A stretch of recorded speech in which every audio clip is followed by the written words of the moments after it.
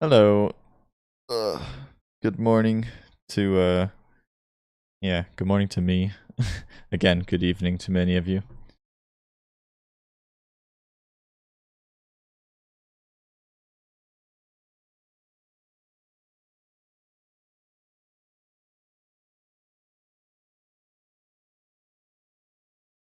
Hello, hello.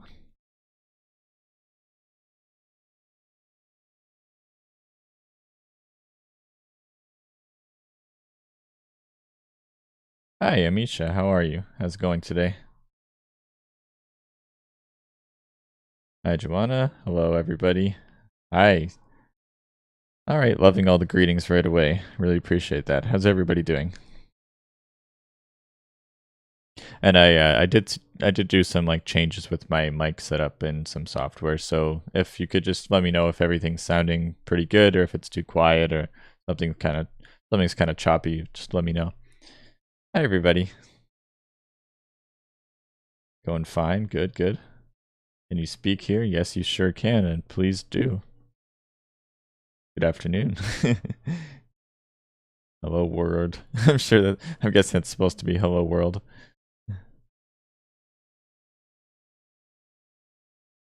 Oh, let me flip this around.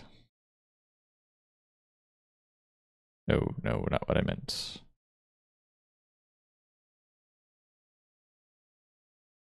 Hi, doing well, Mohammed. Thanks for asking. Okay.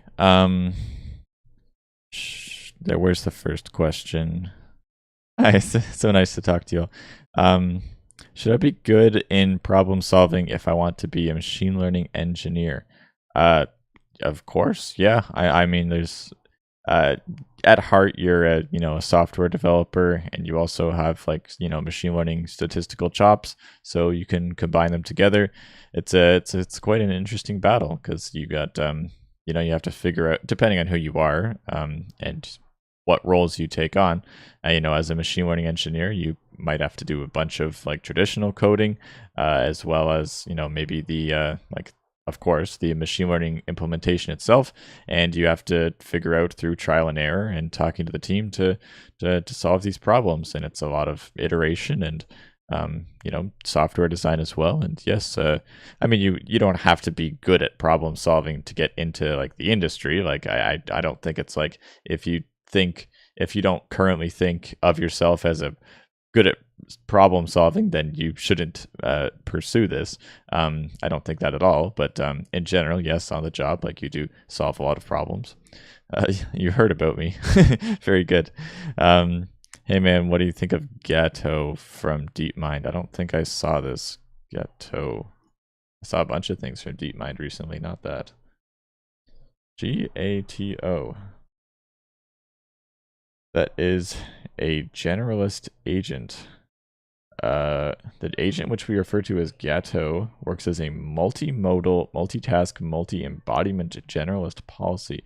Thank you for pointing this out to me. I will check this out later today. I don't know how that did not show up in my feed whatsoever. Thank you. That'll be a nice read. When is Andrew Ng's course coming out? Yeah, it's like June, right? Let me see. I actually forgot myself. When is Andrew Ng's machine learning specialization coming out? That is coming out in. No, that always shows the MLOps one. It just says June 20. Oh, it's actually that's funny. When I search it, I actually get my video that pops up pretty much first. That's wonderful. Um, I'm still only seeing June 2022 from now. Coursera did send me an email, and I'm not sure if they said it, or I'm also not sure if I'm even allowed to say it. If I do know, but yeah, no, it's gonna be amazing, and it's coming pretty darn soon. So I hope everybody gets a chance to take that if you're not super proficient in machine learning already. I'm looking good today. Thank you. That's something I don't usually get, but thank you. I appreciate that. Um, yes, it's pretty. I'm pretty. Pretty good. Sound quality's good. What's pretty? Um, good evening. Yes. 11 a.m. for me. Good evening for you. Hello. Good morning, one and all. Good morning. Hi. What is my goal today? What a great question. Genuinely, I actually really appreciate. I don't know if it's just curiosity or like it's just trying to make me kind of feel good there. But it does asking me what are my goals today, because I wake up every day with quite a few goals. It's often the same one, at least for long term, like just trying to build up this channel, and share the knowledge, I suppose. But today in particular, to be honest, I woke up thinking I was going to make a couple videos on. I'm thinking about doing like the decision tree, random forest, gradient boosting conversation. I have next to nothing in terms of theory on my channel for that. So I was thinking about making those videos. I'm not sure if I will get around to that later today. But I mean, I guess now it turned into a live stream because I realized it was it's Saturday, right? Yeah, realized it was the weekend, and probably a lot of people are just hanging out and hopefully looking to chat. So that's what this is. I'm now, I guess now this is my main goal for today. It's 20:21 p.m. Sounds good. Hello. I am kind of scared of data science. Like, oh, if you okay. At first, I wasn't sure if you meant scared as in like scared if it's going to like take over the world and like military applications, or like scared to get into it. Yeah, I'm kind of scared of data science. Is it scary? No. Should I step into it? Yes. Or any other career would you prefer? I am not good at math. Um, I mean, I get it. You don't, but also math is something that you kind of can just learn and study. Of course, there is a little bit, and there's a lot of research that goes into it. And people inherently do have skills that they're usually better at some things than others, and that's just kind of how it is. But also at the same time, there's definitely things that you can learn and just power through. And even if you aren't good at it, maybe you'll never be good at it. You might get to the point where it's at least it anyway. Like you're not super comfortable with it, but you've at least have some stuff memorized, and you've learned what you need to so that you can progress. And so I would try, like, if it's something you're interested in. I'm not going to vouch for any job that you don't find interesting. I'm mostly here chatting about like data science stuff because I find it interesting, and I think there's a lot of opportunity in the field right now, and there will be probably for a long time. And so yeah, I mean, I think it's nice to talk about and explain and teach about. But if it's not something that you're interested in, just don't really worry about it. But if it is something you're interested in and you're just not sure if you can like do it, I suppose, give it a good go before you give up. And then like, cause even then, like most things are relatively mathy. And of course, you can always take like a creative approach to things, kind of like this YouTube channel or LinkedIn or whatever. But at least starting out and kind of early, I think it's a good idea to get into something that's relatively mathy anyway, like programming, engineering, health, or whatever it may be, something rather technical. And technical usually means mathy, but not always. I like Python or R. Check out the hat that I'm wearing, and then ask that question and see if you can find the answer to that question. Over here somewhere. Enough about learning ML. Now let's talk about ML jobs. All right, okay, getting down to business. How should one apply for it? Apply. Apply. Like it's not. If you want me to get technical about it, you would go to company websites, apply with a resume. If you want resume advice, I mean, resume, you could ask that question, and if that's what you're looking for, then I can answer that. But I mean, you just apply, and if you want, you could do the reach out to people on LinkedIn.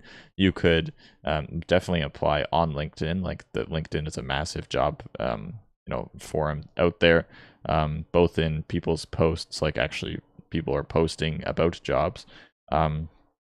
That's how I got like in some interviews at big tech companies or companies in the past. There's a lot of options, and you can just feel free to email anyone you want, message anyone you want, and apply wherever, whatever. Hello. Yeah, June. Okay. How do I know which one would work for me between a data analyst and a data engineer? They'll both work for you, and I'm quite confident of that. Both jobs are going to be jobs that will pay decently well. They are not that far apart on the spectrum of all jobs considered. I don't really know. I guess you'd have to try them both, and you'd have to try them in multiple different companies, because a data analyst at one company and a data engineer at another company.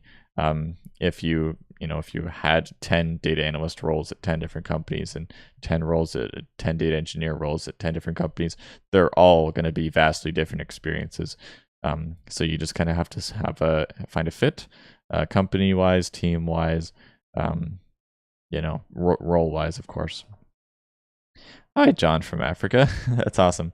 When a undergraduate student is ready for a data science internship, you're ready for whenever you are able to find the literal time for that. Like if you have a summer off, then you're ready to go. If you have to study for a few years and then you have to do it, then by all means. But I mean, for my program at the University of Waterloo, but it's less than a year that you start doing internships, and so that was when it was for me. Hello. Always looking good. Thank you. That's so nice. I really appreciate that. What are my thoughts on GraphML algorithms? It's something I need to learn about more, to be honest. What are the benefits of GraphML compared to traditional ML methods? I got to be honest, at this stage, I am not quite prepared to answer that. But in general, why why does it exist? Why are we talking about graphs in general? By the way, graph, for everybody, graph in this context is the mathematical graph, not the visual graph. As in not like a scatter plot, not like a bar chart or a pie chart. It means basically if you picture like a social media network, I'm connected with all of these people. All of these people are connected with all these people. We call that like a graph if you talk about it generically instead of specifically. And so recently we've kind of combined machine learning to incorporate those graphs as well.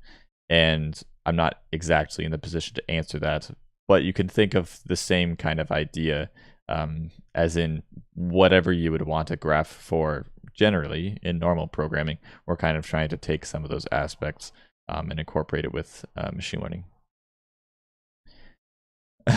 What's up with all the comments saying I'm looking good today? I don't know what I don't know what I did differently today. I thought I looked pretty similar, but I appreciate it. Thank you so much. Why are we all here? Is there any purpose of this all? Please guide first. If you want to be here listening to me talk, then stay. If you don't, then then don't. I called it just chatting for a reason. He is not looking YouTube chats. I don't know what you mean. I am looking for a YouTube chat. What do you mean I'm not looking? I am definitely looking at YouTube chats. I can see that you're on YouTube and I'm talking to you. So I'm reading it in order. I'm not switching between them. It's whatever it happens to come through. Can I do some real-time data analysis? Not right now. Not really in the mood for that, unfortunately. Maybe at some point. Today's agenda, we're chatting. Please, can you explain use of statistics models in machine learning? Machine learning literally means using statistical models, generally for prediction instead of for interpretability or for analyzing a particular population. We generally mean either trying to predict for regression or for classification. The algorithm that everyone would have heard of is linear regression. Regression just means predicting continuous values. And so if you make a linear regression, that is a linear or simplistic, often not actually approximating the true relationship way of modeling, a regression problem, or classification, which means trying to predict like a set of different classes, like if this is the color red, green, or blue, if this is like a zebra, a cat, or a dog. That's what classification means. Regression, continuous values like height or weight. And statistics models in machine learning are, there's a million different statistics models for predicting these things. And machine learning, you might have seen the word statistical learning. If not, there's a really famous book on statistical learning. It means exactly the same thing as machine learning by by most people's standards. Some people might have particular biases, but really statistics, statistical learning, and machine learning, especially statistical models, they're really all referring to the same thing. And it's just trying to predict things given input. And technically that's only supervised learning, but there's also unsupervised learning, reinforcement learning, which are still kind of similar ideas. You're learning from data to do something useful. I'm good at math. Good. Being good at math is good. Solving skills are excellent. All right, you're solid. Will I go for deep learning or data science? You tell me. I have no idea. Do what you want. I recommend whatever you find interesting, to be honest. Why Waterloo? To be honest, largely because I grew up an hour away, like my my hometown, or my home area is actually within an hour of Waterloo University campus. My two older brothers already they had basically graduated from Waterloo in prestigious field as well, and so it was kind of just, I wouldn't say common sense, because there's a million different paths you can go down, but it's just kind of a guaranteed good path to go down. And since I'm done it now, looking back, I am really happy with the decision, actually. Hey, I need to make a project. Is it normal to copy some code from the internet for hard stuff? I copy code all the time. Make sure if you're relatively early on in the journey that you're at least trying to learn as much as you can, and you're copying code when you actually you really need to get something done. And that's fine. Like, there's no problem with that. I copy code daily, and when I make like a video tutorial on something, like this stuff is not all in my head. Like, oftentimes I have to go look at the documentation and learn new stuff, and even stuff that like I've seen like years ago. Like I've the NumPy library. Like I'd have to go look at that right now if there were to do several things. It's just, you can't have all of this memorized, and looking at code and copying it's totally fine. Love from India, love back from Canada. Why data scientist? Why not data scientist? Thank you, very helpful. Yes, you're very welcome. What's he is chatting on? Just chatting. If you're subscribed to me or you're following me on LinkedIn, you probably have a good idea of what I'm talking about in general. Tableau or Power BI, which is better? I mean, in particular, I don't have a particular bias, nor do I use either of them daily, or really at all. But they're slightly different. There's definitely a lot of similarities, but it's just different tools for relatively the same job. Can't really pick. How far can we get in math to be perfect in machine learning? Good luck.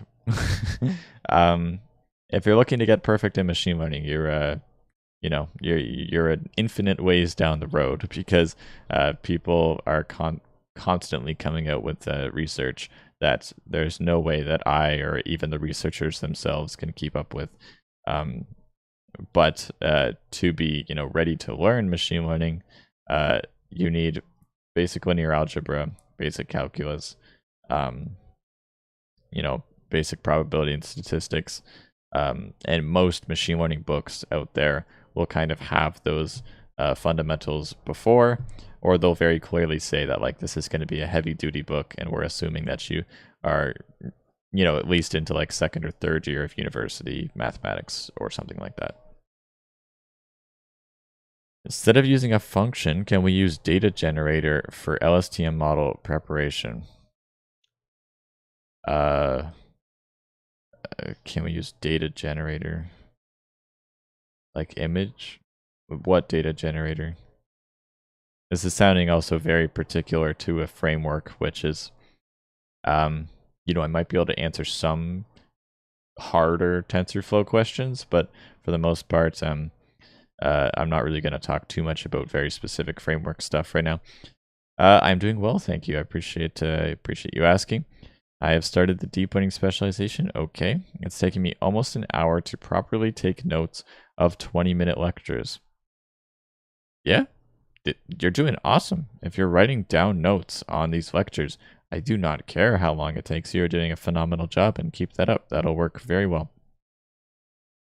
Can I start from machine learning first, then move to software development if needed? Highly recommend the other way around. Machine learning is almost strictly just more difficult than software engineering. Not to say that it's, there's definitely jobs that are harder to get, like from the interview standpoint. I think often machine learning interviews can be a little bit easier than some of the like the lead code style questions that people tend to ask, or that software engineers tend to ask. But machine learning is genuinely like software engineering, but then you also know statistics and machine learning and math and all that stuff. So usually it's the other way around. And although I'm not super comfortable with this, super knowledgeable with this statement, I think in general, software engineering still probably has more roles out there right now. It's changing, and there's a lot of different sort of entry-level data jobs too. But I mean, if you're going to say machine learning in particular, it's definitely a demand, and we need a lot of people for that. But it's generally reserved to pretty advanced, relatively advanced individuals, and you should probably start with software first if you're needing, if you're looking to get some job experience, if you're looking to, get some money, then software is probably something easier to get into. What is the future of data scientists with the actual AutoML apps? So if anyone doesn't know, AutoML just stands for automated machine learning, and it literally is just automating machine learning. So instead of me being like, yo, I could do a linear regression, but also I could try a random forest with 100 trees or whatever it may be. Automated machine learning just basically absolutely brute forces the computer, and it's like, do all of these things and spit out the best result. And use it if you can, but it's often not the best solution for many different types of problems. It often is for stuff like tabular data. So if you're in a company and you go to get you do a query to look at some tables or something, and you're trying to do a prediction on one of the columns or multiple of the columns, then AutoML is very often a useful thing to do. And same thing for like a Kaggle problem where like you just have a CSV. It's the same thing. I just mean like, rows and columns. Very often automated machine learning will work well, often because it uses gradient boosting, which is usually very, very good at that type of thing. And yeah, so the future of data scientists, I mean, you're going to be able to use those tools where you can. We're going to be automating more and more and more. And maybe we somehow get to a point where you don't have to do like any work at all. Like it's literally just done by either GCP, Google Cloud Platform, Azure, or AWS, where you just here's your problem. But for most of the advanced stuff, that's probably not going to work. Like I've worked at some companies before where I can definitely confirm, like there's absolutely no way that you're just going to like send your problem off to AWS and it's going to magically solve your problem. You're going to need people devoted to it and trying different things. And very often, domain knowledge. So you don't often actually need domain knowledge to get into the job, but to actually effectively solve a problem, you might. And so that's when you'd go and get domain knowledge. Like you'd go and read papers that might have nothing to do with, say, like machine learning or whatever, just the topic at hand. You'll read those papers to understand what experts are doing without statistics, and then try to bring that in and maybe intertwine the two at times. And you might call that feature engineering in a way.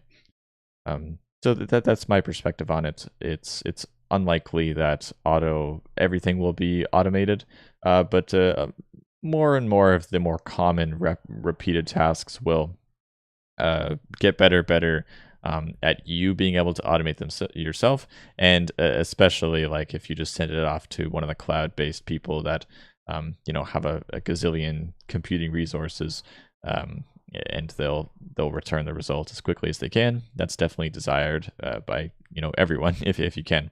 It's cheaper that way. Is it okay?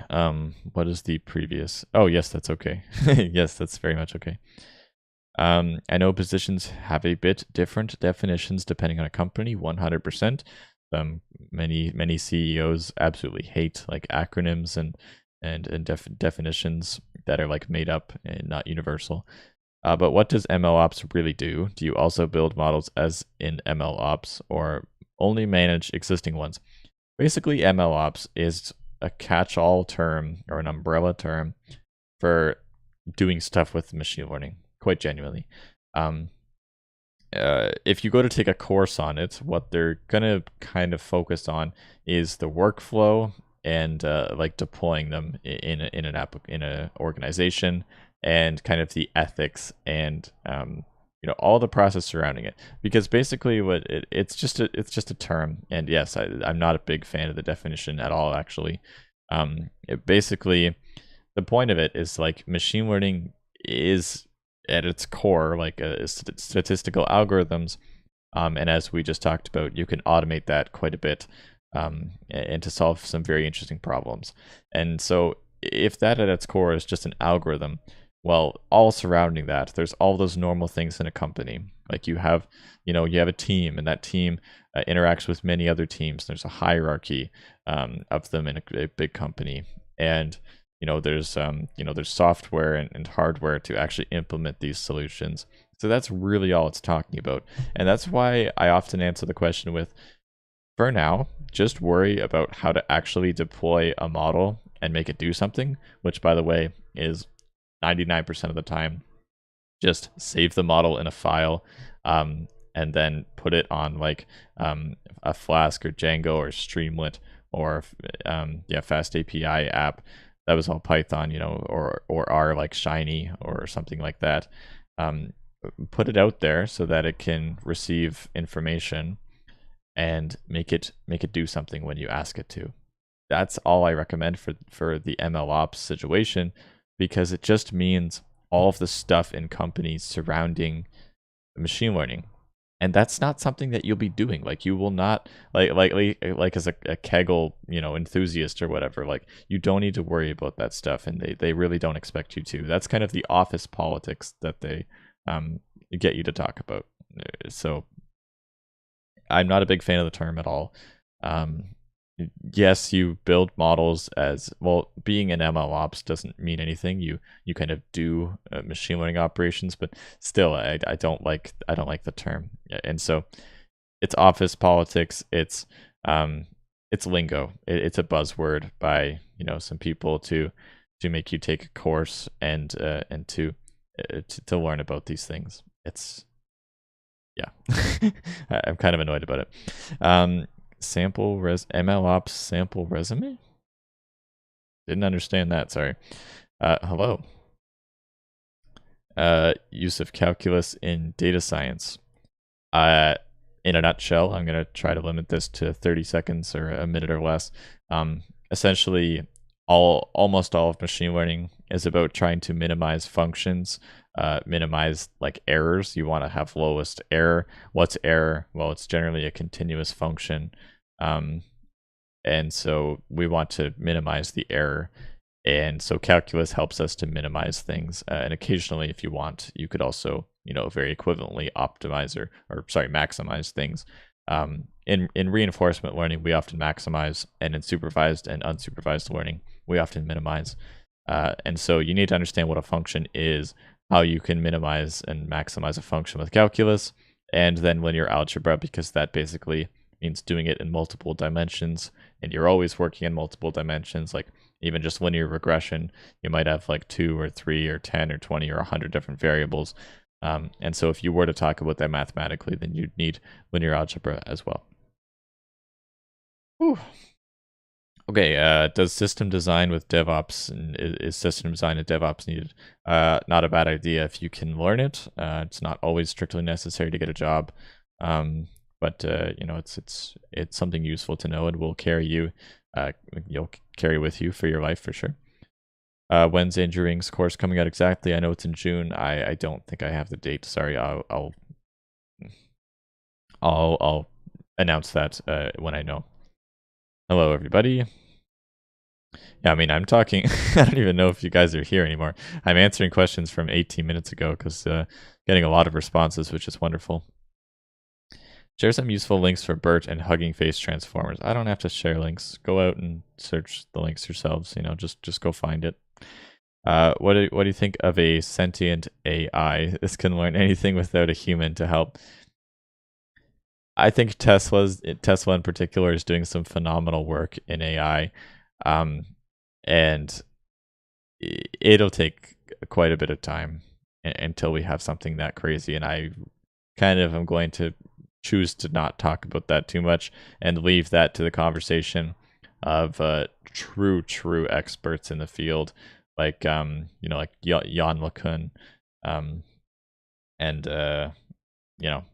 other very famous people. What's his name? That guy that just left Apple and joined DeepMind or whatever. Forgetting his name. The guy who invented GANs. I'll leave that conversation to those type of people, and not myself. I'm good, thank you. Is it good to start learning backend, Django, and Flask to gather work experience and then move to ML engineering? Because it's hard to find internships in ML engineering and way easier in backend. Good to start learning backend to gather work experience and then move to ML engineering. Yes, because it's hard to find internships in ML engineering. Yes, okay, I had to read that twice, but yes, that makes perfect sense. Yeah, I mean, honestly, not a bad idea. Just to go and get a job in whatever, software engineering, backend, front end, whatever it may be. Get some work experience, learn a lot about how things work, and just get some good resume experience. And then, yeah, and then maybe go to machine learning after that is not a bad idea. What I do recommend is you kind of try to learn about it, learn about machine learning as much as you can on your own. And then if you do end up in a traditional software role, that's fine. That can be your kind of day-to-day. But continue to learn on your own as much as you can. Hello, everybody. What type of projects do you suggest for a beginner in data science field? I suggest that you do real basic stuff like Kaggle problems, like the California housing regression problem, the MNIST handwritten digits. Really understand why those algorithms are working, exactly what all of the code is implementing. Maybe try implementing stuff yourself, and you know, just get a flavor for things. Like try around, look around, and learn what you can. You want to see deep reinforcement learning code from you. Working on it. So basically what I'm trying to do, if you, I don't know if you're here from the beginning, probably like 0.0001% of the people are. But for me, at my channel, I started on reinforcement learning videos because I freaking love this stuff and I think it's going to go crazy. And then I realized like there's so much other information that I can share with the world that I already know and that people, you know, really seem to care about. You know, I have a good feeling now about what kind of questions people are asking and what material people are looking for. And so I've done a lot of that. I will go at some point back into the reinforcement learning, first traditional reinforcement learning, the real basics, and then combining that with neural networks, which is deep reinforcement learning, as you know, it is definitely on the to-do list. So within, I don't know how long it's going to be, but it'll be there at some point, and I'm going to really enjoy it when I can. Hello, I plan to have some cloud certification. Very good. Do you think this will be helpful in me getting an ML job as a junior? 100%. Yes, it will. Good afternoon. Thank you.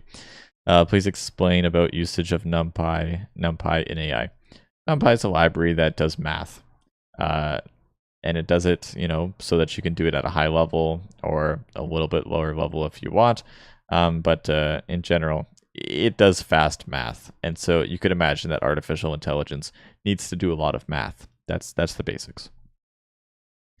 There's some tricks to make Streamlit web page more beautiful. I will not be doing that today or in the future.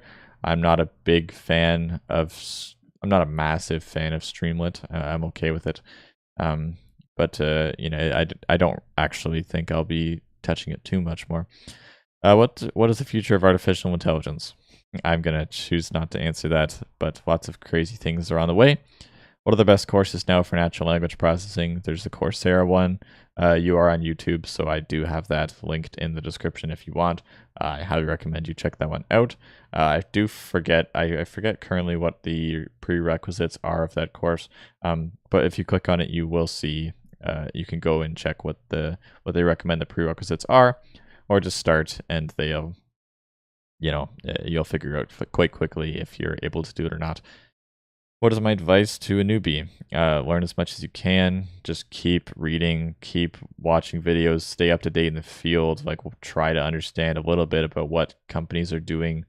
Learn a lot about how computers work and how the internet works and cloud, and just keep reading, keep learning, and try to spend every day and think about every day as okay, maybe I want to learn this particular thing. Go and learn as much as you can about that, or at least wake up and think okay, there's so much I don't know. I'm gonna go and explore what I don't know. Just really keep trying, keep learning a lot is what is the trick, and you'll figure out your own path along the way. NumPy for mathematics calculations and matrix operations. Yeah, that's about right. Hello, my question is on streaming analysis. Okay, how do we predict users' next step from audio and video streams together? What process do we need to take? So neural network frameworks are relatively flexible in terms of combining weird different audio or weird different data types. Remember that audio and video and whatever is simply just a bunch of numbers. In a computer, we are just always converting it to numbers, or occasionally just discrete items. But even then, it's been a pretty big change, pretty common thing to convert discrete items to vectors or continuous values. And so essentially, if all of this data, audio is a sequence where it's depends how you look at audio, but sometimes it has two channels, or it's at least a wave going through time. That's just a bunch of numbers, and it is a sequence. Video, that's a bunch of images, which an image is a three-dimensional matrix. Basically, it's a 3D tensor, whatever you want to call it. It's three matrices where you have R, G, and B all in a plane. And so that's also a sequence as well if you do video, because it's just those in a row. Neural networks are pretty flexible now at saying, okay, you're feeding me a video, okay, you're feeding me some audio at the same time. That type of thing is currently also where you may want to move to PyTorch instead of TensorFlow, depending on what you're doing. But frameworks are relatively flexible, allowing you to merge different data types. That is when it gets a little bit more complicated, and you have to go a little bit lower level at times. But in general, I recommend most likely to use something like a neural network for that, especially if it's video and probably audio as well. Hey, I'm in 12th and wanted to do course in Python. Are there any free courses of yours just to make it easy? Well, hopefully, right, you're on LinkedIn. Go to my YouTube channel. I posted a video I'm really, really proud of and extremely happy with. A 3-hour and 8-minute course on Python, assuming absolutely nothing. You just go into Colab, Google Colab, which is an online cloud resource. You don't have to do any setup. I kind of assume that everyone knows nothing about a computer, which is not necessarily true, although it's kind of often true. And there's no setup. Like, you just go to colab.com or whatever, and you start following me right away. So I recommend my YouTube channel. Check out the video I just posted. What are the disadvantages of AI? Oh boy, there's a lot of them. Ask Elon Musk what are the disadvantages of AI, and he will gladly tell you his fears of AI. No, we use RFE, recursive feature elimination, in deep learning practical. You might do recursive feature elimination. I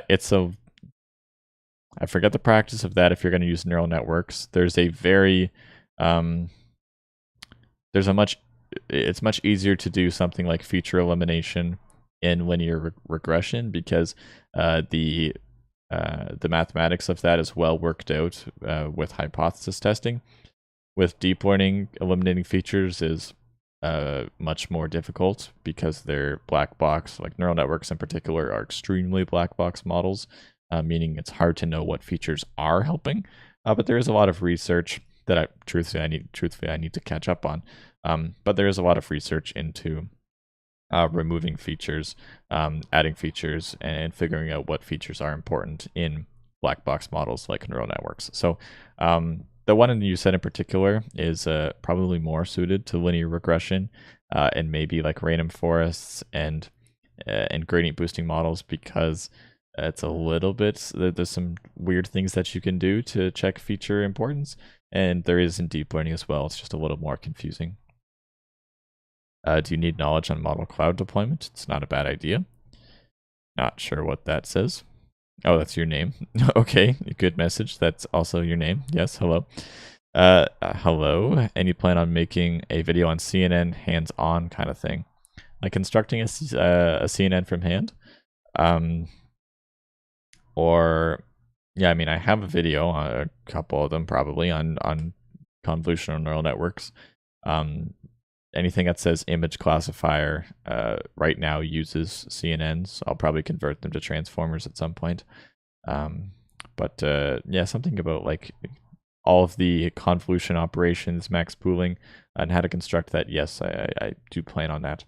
Probably not the back propagation, like the learning part, but constructing the forward pass. That's probably something I'd like to do. Hi, I'm Nisanda. Hello.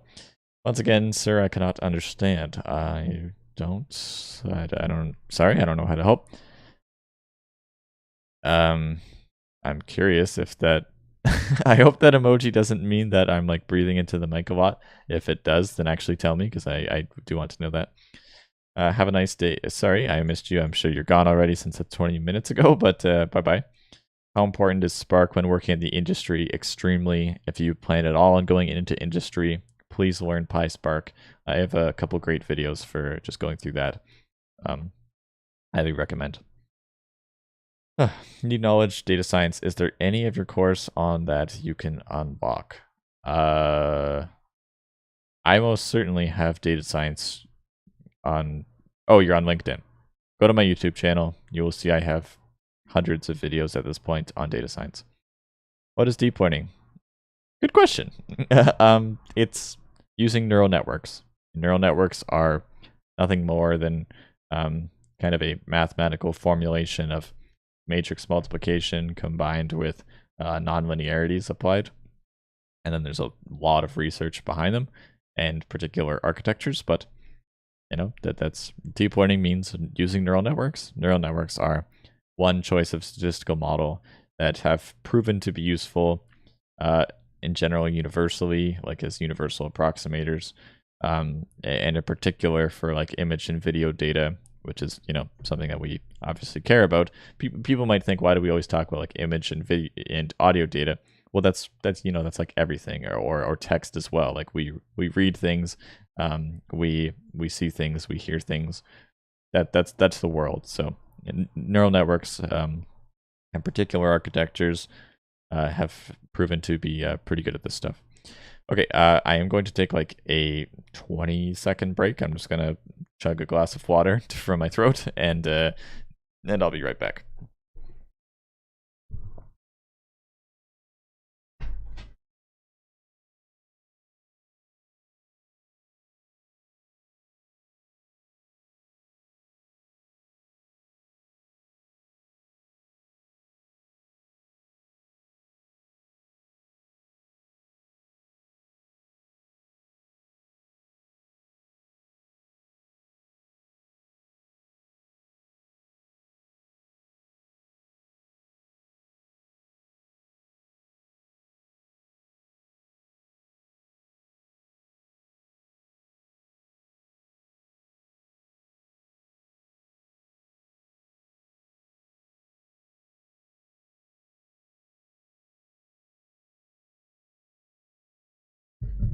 Hello. Okay. Sorry. Okay, so how good reinforcement learning models we use in real life is it really important to learn? Reinforcement learning is really interesting. Uh, it's some people don't trust it to take over the future because of some uh, basically some learning problems in real life, especially if we're talking robotics. But I have a strong belief in it personally, and there are some applications currently. Um, People like DeepMind, Google DeepMind, are really looking for people that are great at this stuff. And I think it's really cool. It does some really interesting things, and there's going to be some excellent research. But in terms of getting like a job right now, speaking to most people here, it's probably unlikely that the thing that's holding you back is your reinforcement learning knowledge. Although, when I've told employers before that I was pretty comfortable with this stuff at one point, not really anymore. But some people definitely appreciated that. Generally the ones that have read the book before, the reinforcement learning book. People that have read that book before greatly appreciate that, and that might get you some ins with some companies too. But it's unlikely that you'll find a job right now doing reinforcement learning day to day. Not impossible, just less likely than some other stuff. Hello, hello. What is recursion in Python? Uh, um, well, something Python doesn't really like very much. Uh, I don't see anyone writing recursive Python code really. You can, but basically it just means a function. Recursion is simply a function that like calls itself, or it's kind of calls other functions, and it keeps breaking a problem down, down and down and down. And it's kind of works its way up to solve a problem. I'm not really going to explain exactly what recursion is right now, but you can think of it kind of as this function loop where it keeps calling itself over and over again to solve a problem. And eventually it kind of hits like a fundamental like I forget what the word is, but like a base case where it's like, of course it's not going to call itself infinitely. It'll call itself until it hits some point, like a fundamental truth, and then it'll eventually close everything up. Okay, which laptop is better for data science? Can you give me some options? Like, there's so many laptops, and most of them will do data science. Hi, Tableau or Power BI. I don't know. In Python, why should not use pointer? It's not that you shouldn't use them. It's that they don't really exist explicitly.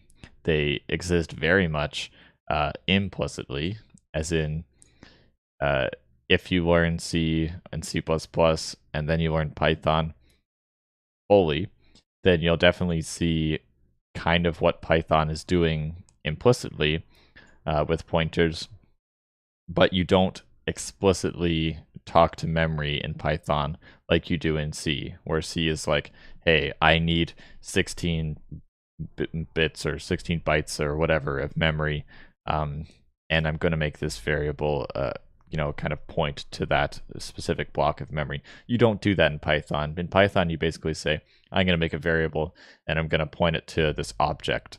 And you could do that in C and C++ as well. But all of that sort of memory related stuff is handled for you. And your variables are pointers pretty much in Python. Like you can point to this object and then you can quickly point it to a different one.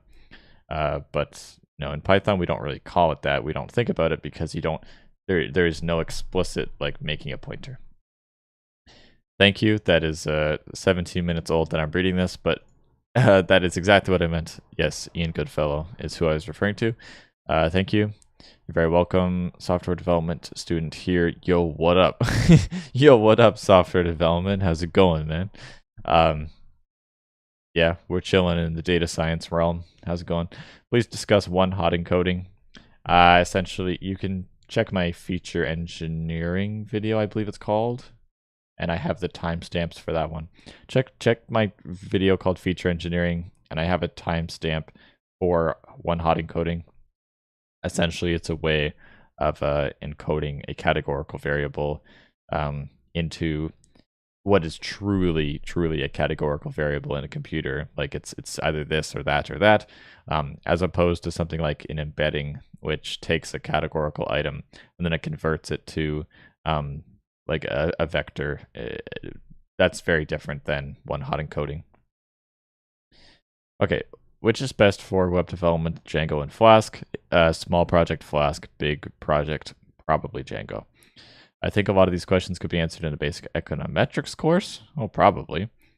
Thanks for help. You're very welcome. What's the best advice for a student in software development?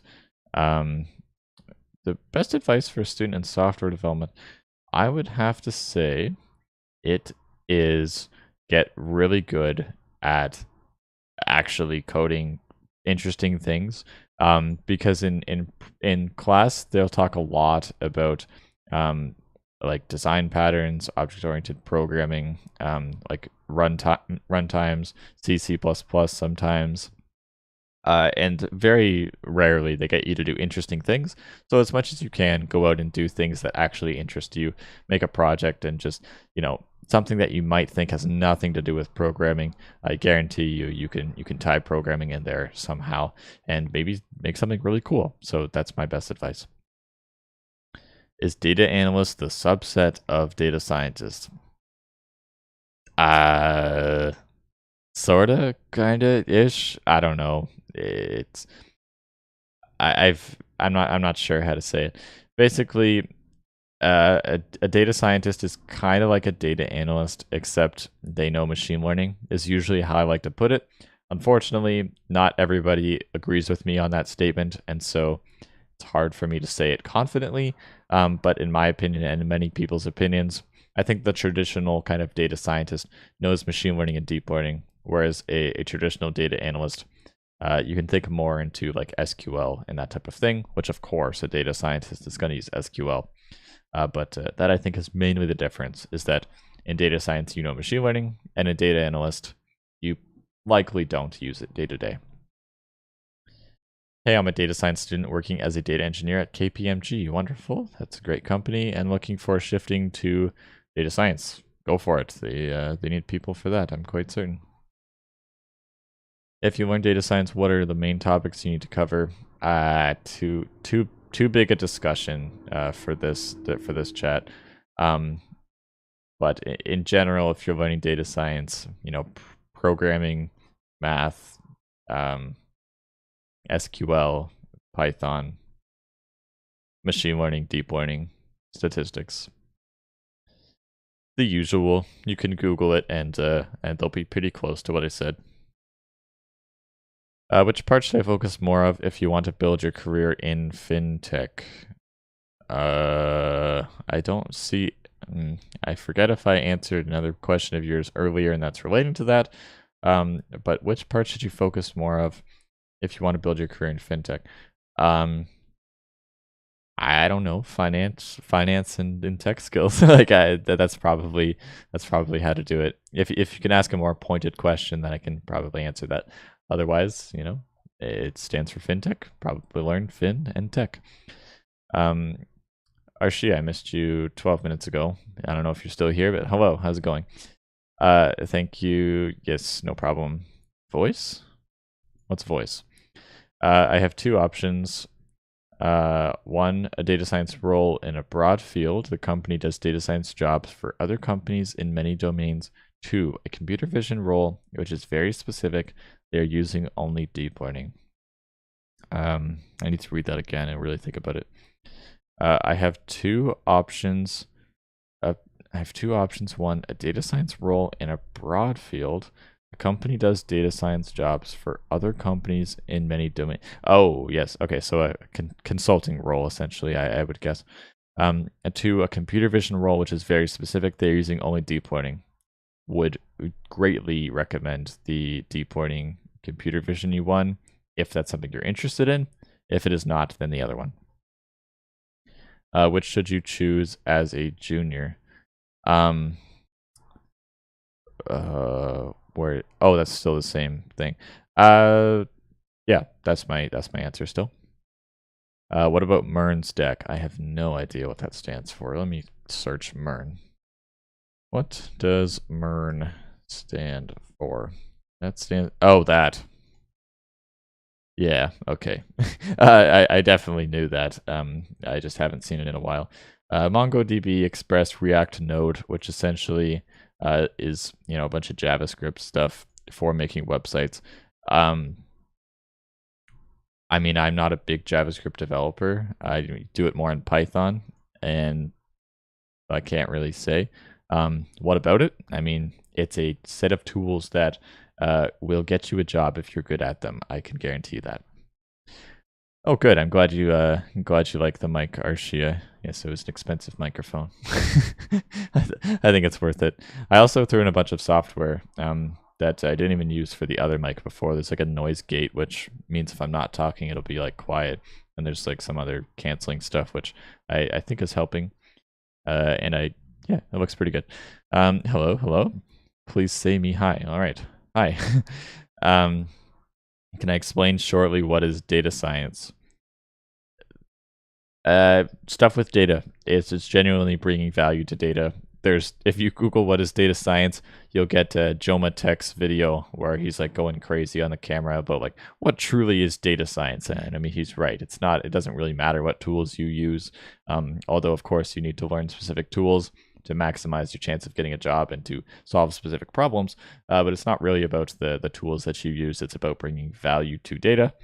And so, companies have all this freaking data. Like if you actually look up the statistics, like it's crazy exponential in terms of how much more we get every year than the previous year.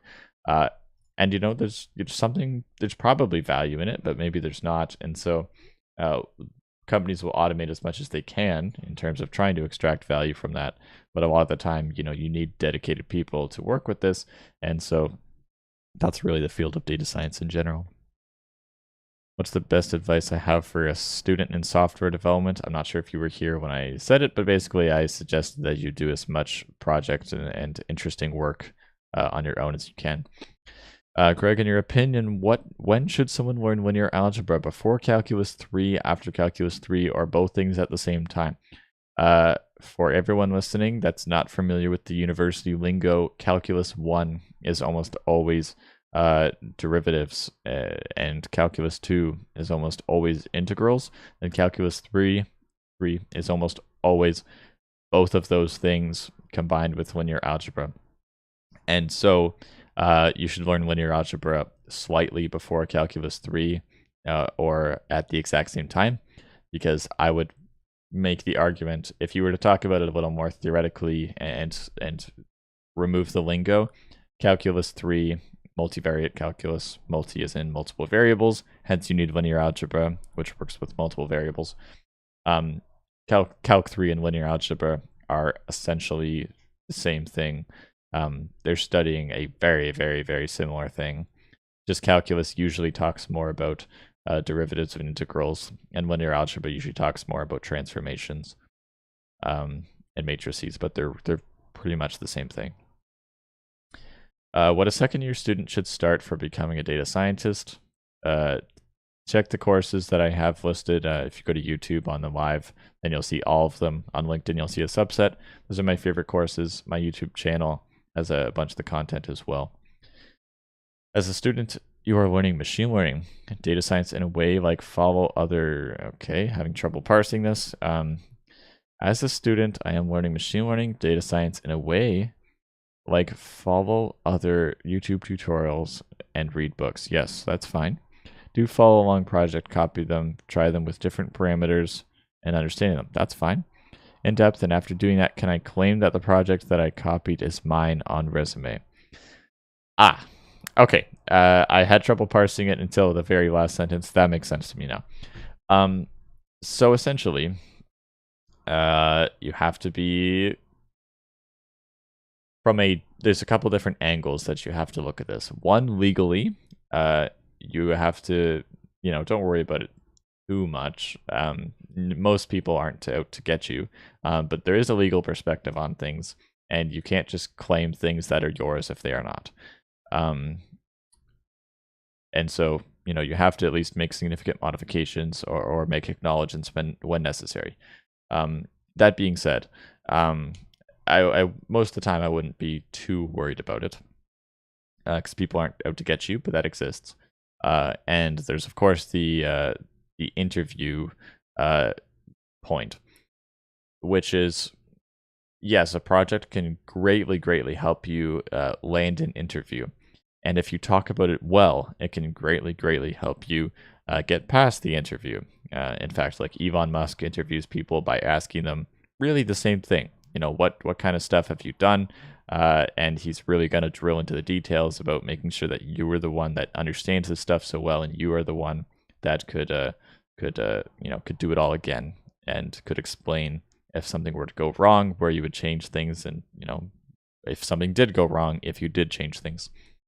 And so you have to be able to answer all of those details. You don't necessarily have to have memorized every line of code that you wrote. But in general, you should know what your code is doing and sort of usually how it's doing it. You don't necessarily have to have knowledge of every single piece again, but you have to be able to explain things well, and then you can claim the project is yours. If you simply copy things on the internet and kind of modify them, especially in machine learning, where you can really just change numbers sometimes, like instead of 12 nodes on a neural network, I'm going to use 10. It's kind of arbitrary anyway. I wouldn't really claim that as yours. But if you can explain what's going on, it doesn't really matter. Hey bro, yo, what's up? Again, okay, I don't know what I did to supposedly look good today. I greatly appreciate the compliments, but yeah, thank you. Your videos are highly beneficial. I am very happy to hear that. I will continue making them. Thank you.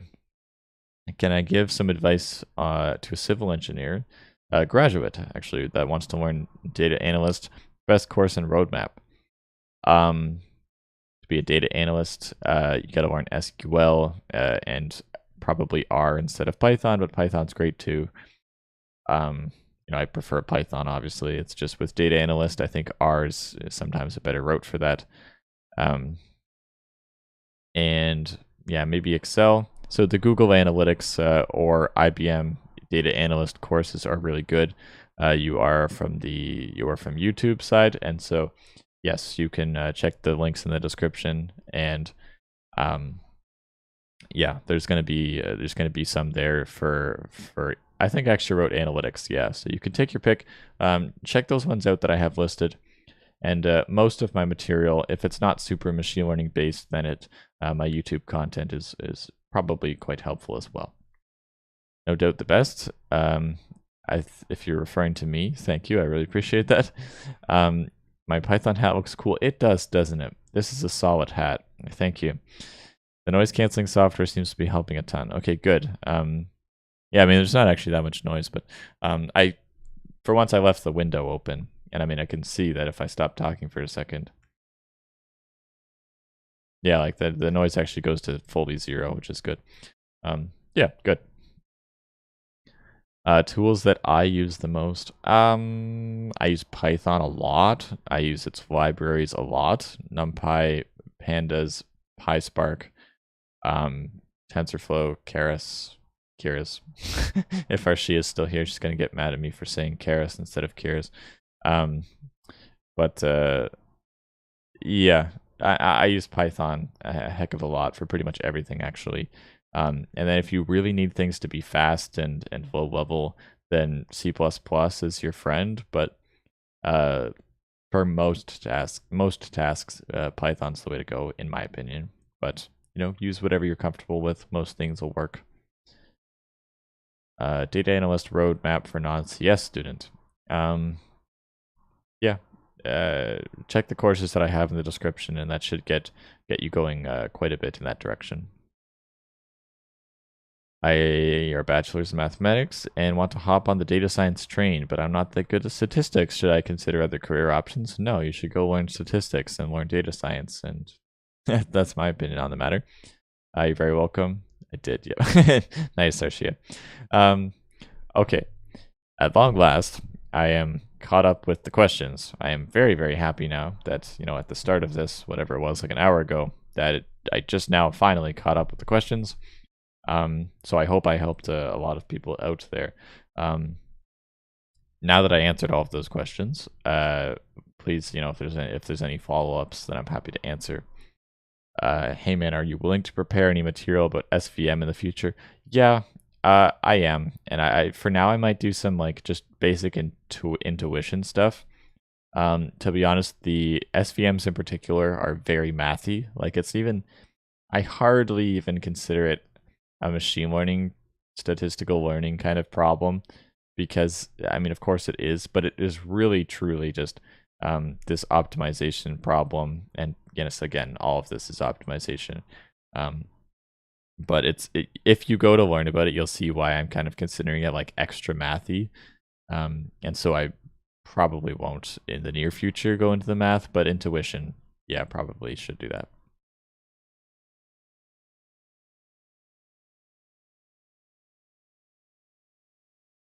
Okay, I think I'm gonna sign off then.